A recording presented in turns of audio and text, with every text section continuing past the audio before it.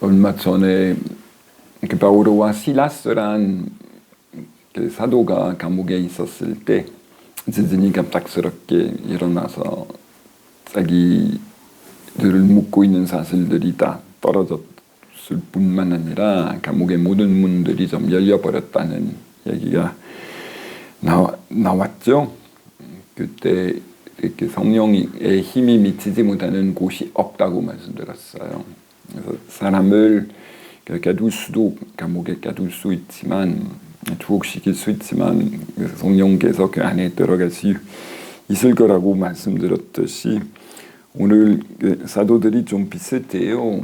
자기 감옥을 만들었죠. 왜 이렇게 유대인들이 두려워 문을 모두 잠가 놓고 있었다.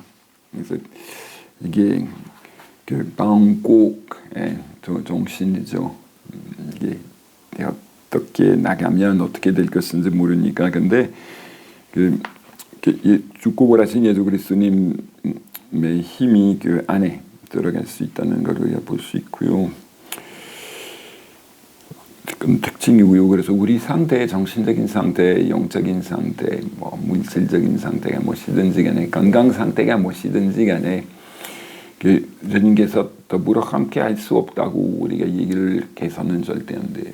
늘 그 만남이 가능하다는 것으로 우리가 생각해야 합니다. 이게 궁지에 빠져 있어도 하늘이 무너질 정도가 된다 하더라도 성령께서 들어올 수 있는 그 작은 그 구멍이라도 늘 있을 것이라는 뜻이에요. 사실은 이렇게 그 한계 상황에 부딪힐 때 가장 그 신의 체험을 우리가 강하게 할 수 있다는 게 사실이에요.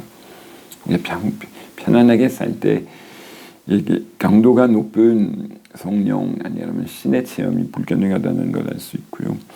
또 이걸 읽으면서 중요한 건 그 아까 말씀하신 뭐 더욱더 다양한 공동체 사실 그 공통 분모가 있어야 돼요.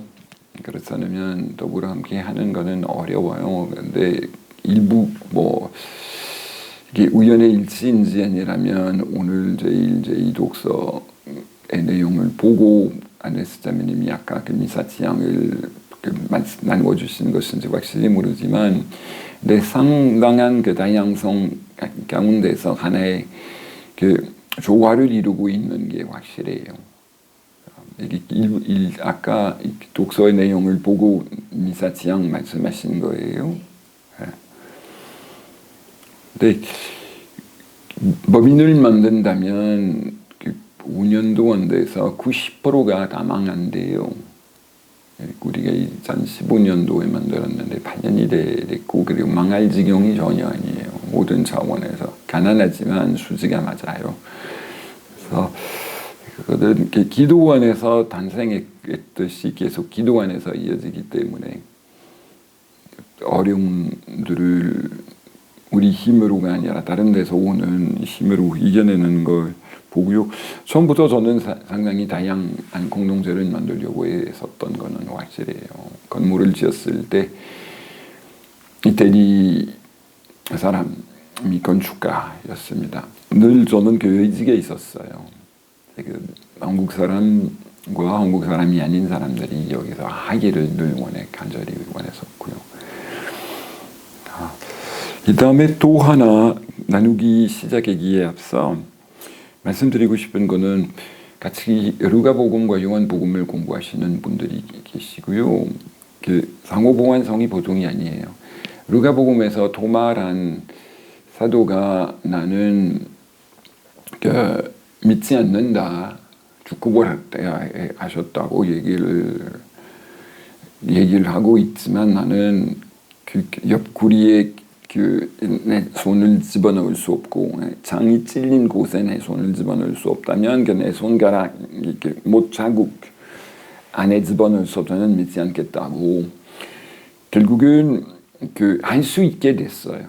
예수님께서 또다시 발현하셔서 이게 네 손을 내 옆구리에 집어넣고 네 손가락을 이게 내 손에 집어넣어라, 못 자국 안으로 집어넣으라고.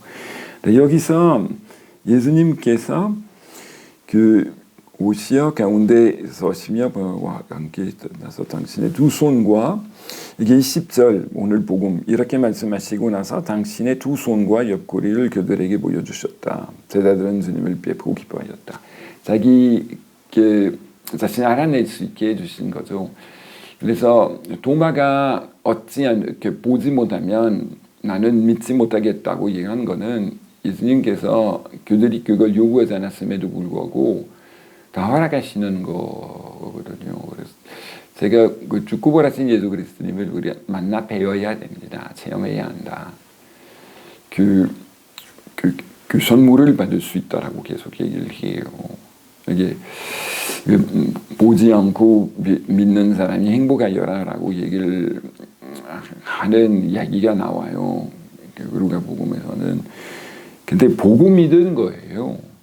우리는 그 사도들과 뭐 제자들 위에 있다는 말이에요. 그 사람이 볼 수 있었지만 우리는 보지 않고도 믿어야 한다는 얘기예요. No. 체험하고 싶다고, 당신 만나 뵙고 싶다고 그래요. 얼마든지 얘기를 해도 돼요. 뭐 제가 다 말씀드린 것 같은데 이제 좀 원하신다면 좀 나누어 봅시다.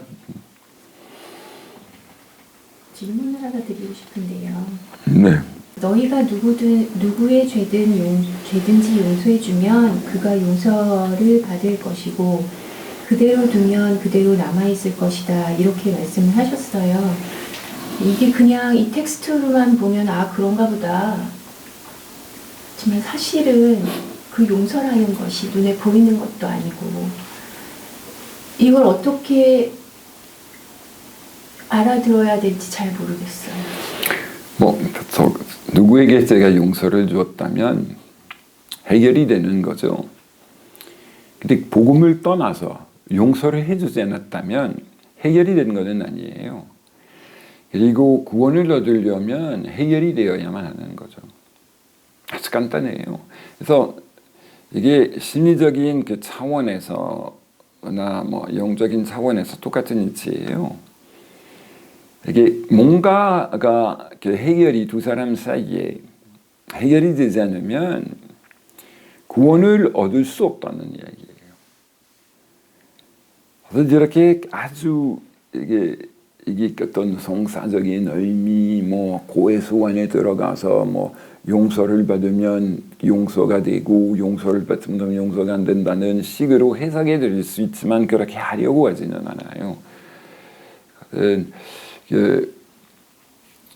우리가 소위 하늘나라 안으로 들어가려면 이게 알력 관계들을 다 해결해야만 한다는 이야기예요. 히틀러를 저는 생각해요.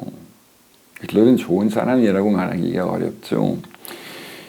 그럼에도 불구하고 그리스도교 안에서나 불교 안에서 대승불교 안에서 똑같은 구원을 받기로 되어 있는 피조물일 뿐입니다. 그래서 제 얘기를 듣고 이게 뭐 받아들이기 힘든 얘기라고 생각하시겠지만 신의 입장에서 볼 때 피조물로서 구원을 받아야 돼요. 근데 자기 때문에 이게 포로수 용소에서 나치주의에서 죽은 모든 사람들이 히틀러와 화해해야 돼요. 히틀러가 하나하나씩 용서를 빌어야 해요. 이거 간단해요. 제가 뭔가를 잘못했다면 용서를 받아야 돼요. 용서를 청해야 돼요. 누군가 저한테 그 상처를 입혔다면 저한테서 용서를 받아야 돼요. 저한테 용서를 빌어야 해요. 이거는 그냥 착각은 주님께서 살피시기 때문에 다 해결이 될 것이다 자동으로. No, 그렇지는 않아요. La grande erreur, c'est de croire que tout 우리를 통해서 이루어지는 용서의 체험이라는 얘기예요. 그리고 우리 사이에 우리가 맺을 수 있는 관계와 신과 맺을 수 있는 관계가 상당히 유사하다는 이야기예요.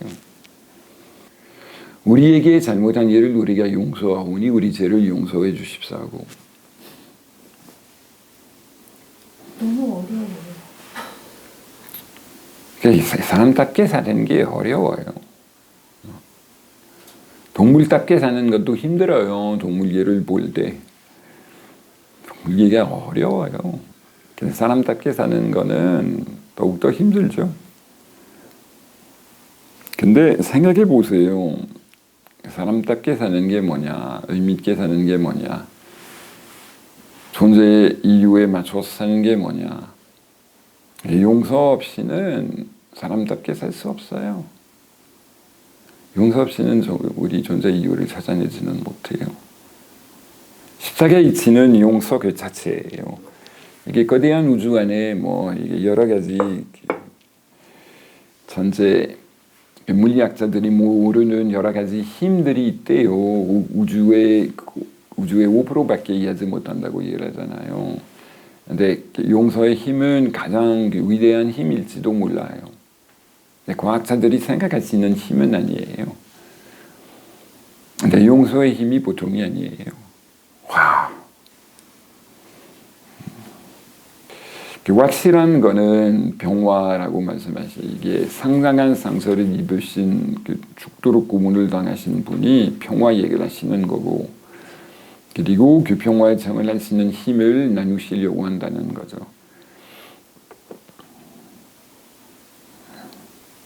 이미 아직이죠. 예. 늘 평화만 누리면서 살다시피 하셔요. 솔직히 말씀해 주세요. 평안에서만 머물고 계셔요, 다들. Jacqueline, vous êtes constamment dans la paix? Vous êtes constamment dans la paix? 저도 마찬가지죠. 근데 갈수록 평안에서 안주하고 있습니다. 그게 확실해요. 저의 체험입니다. 근데 어젯밤에 그 세시경에 잠이 깼어요. 그리고 죽을 때 어떻게 될까? 지금 의식이 있잖아요. 의식이 있잖아요. 더불어 함께 있다는 것, 대화를 나누고, 근데 죽을 때 의식이 이어질 건가? 꺼질 건가? 그리고 파닉이 다가왔어요. 파닉이라고 그러면 무슨 의미인지 아시죠? 공포심. 이게 저의 존재가 꺼질까봐 걱정이 되기 시작한 거예요. 서명은 신부가. 그래서 저 여기서 오는 건지. 하필이면 갑작스럽게 à 3h du matin, je me suis réveillé, je me suis dit bon, et si ma conscience s'arrêtait définitivement au moment de ma mort, si je perdais mon existence, qu'est-ce qui se passerait? 그래서 이거 어떻게 했냐면 오케이. 이게 바보 같은 생각, 악마로부터 오는 거고 여태까지 믿어오면서 살다시피 했는데 하필이면 갑작스럽게 의심을 품기 시작하냐. 너 바보야. 그리고 묵주 기도를 외우기 시작했어요. 이게 철학적으로 이 생각을 해결하려고 하지는 않았었어요. Je commençais à réciter le chapelet, c'est tout. 근데 이 생각이 사라졌죠. 근데 상당한 공포증을 일으키는 비몽사몽간이잖아요. 이 시간에 밤중이고 어둡고 빗물 소리가 들리고 저쪽 바보 같은 수탉이 꾹껴 밤새도록. 근데 저의 존재를 잃어버릴 두려움. 근데 이거는 이게 주님께 다 맡길 수밖에 없어요. 이게 저의 신앙과 희망을 갱신할 수 있는 순간이 됐었다. 다른 선택의 여지가 없어요. 네. 저도 그렇게 합니다. 네. 왜냐하면 우리가 그 존재의 선물을 받은 피조물이에요. 근데 우리한테 이 선물을 줄 수는 없어요. 그리고 어디서 오는지 확실히 모르죠, 우리가. 그래서 이어질 건지 안 이어질 건지에 대해서 궁금할 수도 있죠. 근데 뭘 하나 믿을 수밖에 없어요. 희망할 수밖에 없어요. 믿고 희망하면 편안해요. 평화. 성령 안에서 열심히 하기 시작한다면 엄청나게 거대한 우주 앞에 내가 길 잃어버린 아이 수준밖에 아니라면 버림을 버림을 당한 아이 수준이에요. 얘기가 길어지기 시작했나 봐요. 그래서 뭐 또 할 말씀이 있으시면. 되는 사람을 봉헌으로 통해서 용서할 수 있습니까? 아마 할 수 있죠. 근데 어떤 때는 이야기를 해야 해요.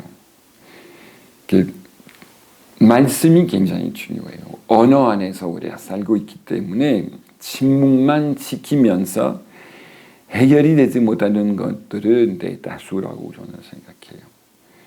동양에서든 서양에서든 아프리카 그 숲속에서 정글에서 사는 원주민이든 이게 서울에서 사는 사람이든 말씀을 통해서 해결이 되어야만 한다고 저는 확신입니다. 그런데 불가능한 경우가 많아요. 그래서 사후세계에 가서 해결해야 할 것들이 많다고 봐요. 근데 당분간 어쩔 수 없다면 맡길 수밖에 없죠. 그리고 그 상대방이 잘못됐다는 걸 인정해야 합니다. 가해자가 잘못됐다는 걸. 근데 무서운 거는 저도 모르게 가해자가 됐을지도 모른단 말이에요. 이게 저한테 상처를 입힌 사람들이 입혔다는 사실을 모를 수 있듯이 제가 가해자가 됐다는 걸 저도 모를 수 있습니다. 이게 하늘나라는 이게 조화로운 관계 안에서 사는 세계예요.